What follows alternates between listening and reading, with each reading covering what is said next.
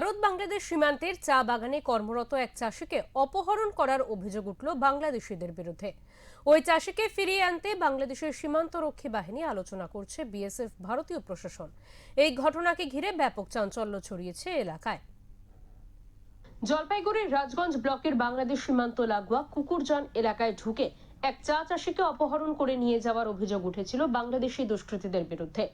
সেই অপহৃত চাষিকে ফিরিয়ে আনার চেষ্টা করছে পুলিশ। জানা গেছে, বিএসএফ কে প্রয়োজনীয় প্রমাণপত্র জমা দিয়ে সীমান্তে কাঁটাতারের বেড়ার ওপারে ভারতীয় ভূখণ্ডে নিজের চা বাগানে কাজ করছিলেন স্থানীয় তসরপাড়ার বাসিন্দা দীপঙ্কর গোপ। সে সময় তাকে বাংলাদেশি দুষ্কৃতীরা অপহরণের চেষ্টা করে। বাধা দিতে গেলে দুষ্কৃতীদের সঙ্গে ধস্তাধস্তি হয় তার। এরপর ওই ভারতীয় চা চাষিকে জোর করে টানতে টানতে বাংলাদেশ ভূখণ্ডে নিয়ে যাওয়া হয়। খবর ছড়িয়ে পড়তেই এলাকায় উত্তেজনা ছড়িয়ে পড়ে।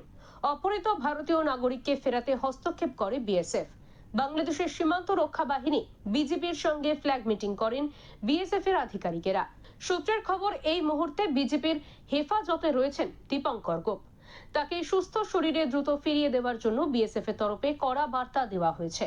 পুলিশ সূত্রে খবর, 6ই আগস্ট এক বাংলাদেশি পাকড়াও হয় এপারে। তাকে মুক্তির দাবিতে ওই ভারতীয় চা চাষিকে বাংলাদেশি দুষ্কৃতীরা অপহরণ করেছে।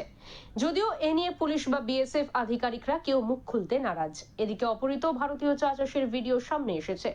সেখানে ওই চাষি বলছেন, বাংলাদেশে ধরা পড়েছি।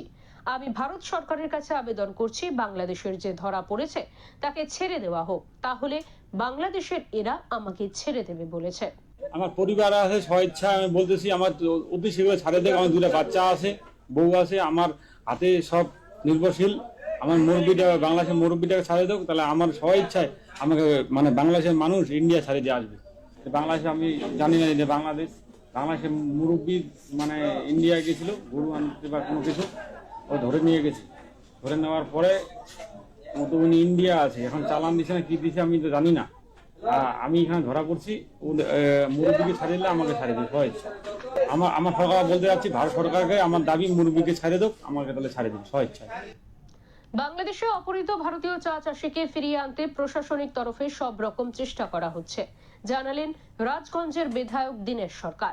ইন্টারন্যাশনাল বর্ডারের মধ্যে যেটা নিয়ম ছিল তার ঘেরার পরেও প্রায় 150 মিটার পর্যন্ত থাকে ভারতীয় জমি। সেখানে ভারতীয় নাগরিকরা তারা কেউ চা চাষ করে, কেউ ধান পাট সবই চাষ করে। কিন্তু বাংলাদেশের কিছু দুষ্কৃত লোক যখন এইখানকার লোক যখন ওইখানে চাষ করতে যায়, সেখান থেকে ওদের ধরপাকড় করে বেঁধে ওরা নিয়ে যায়। আমরা এটা শুনেছি, এটা আমার বিধানসভার মধ্যে কুকুরজান অঞ্চলের যে বর্ডার, সেই বর্ডারেই এই ঘটনাটা ঘটে। আমরা সাথে সাথে আমরা আমাদের এমপি সাহেব এবং ডিএম সাহেবা ছিলেন এবং বিএসএফের আইজি ডিজি তাদের সাথেও কথা হয়। তারাও চেষ্টা করছেন যত তাড়াতাড়ি ওকে উদ্ধার করা যায়। বাংলাদেশি দুষ্কৃতীদের হাতে ভারতীয় চা চাষি অপহরণের ঘটনায় উদ্বেগ প্রকাশ করেছেন জলপাইগুড়ি জেলা ক্ষুদ্র চা চাষী সমিতির সম্পাদক বিজয় গোপাল চক্রবর্তী। গাদ্রা থেকে শুরু করে মানিকগঞ্জ অবধি প্রচুর চা বাগান আছে এবং বেশিরভাগটাই ক্ষুদ্র চা চাষীদের। এই ঘটনাটাতে একটা নতুন উদ্বেগের সৃষ্টি হয়েছে। এমনিতেই গত 7 দিন থেকে আমাদের পাতার একটা সমস্যা ছিল, পাতা বিক্রি করতে পারেন এই ক্ষুদ্র চা চাষীরা।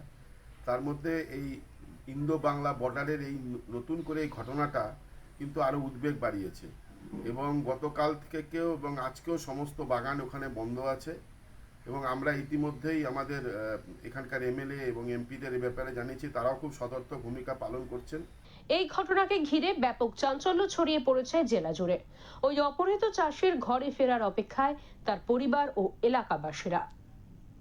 জলপাইগুড়ি থেকে উজ্জ্বল হরের রিপোর্ট, ওঙ্কার বাংলা।